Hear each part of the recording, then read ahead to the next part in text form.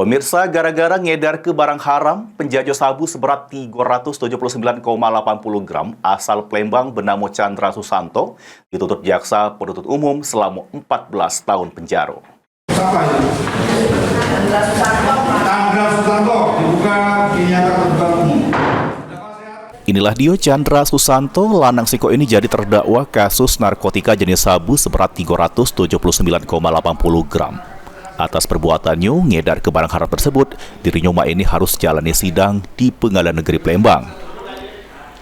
Di hadapan majelis hakim yang diketuai Hakim Agus Pancara, jaksa penuntut umum baca ke tuntutan terhadap terdakwa Chandra Susanto.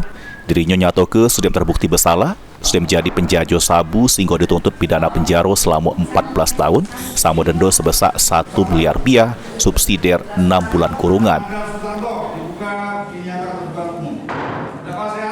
Tindak pidana tambahan untuk menjual menjadikan terhadap jual beli narkotika cuma satu dalam bukan dalaman beratnya melebihi 5 gram supaya dia tidak diancam pidana dalam dakwaan pertama melanggar pasal 144 ayat 2 Undang-Undang RI Nomor 35 Tahun 2009 tentang narkotika.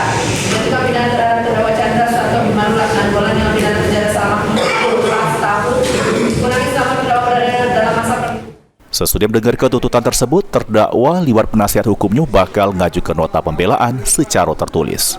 Lutfi, PAL TV.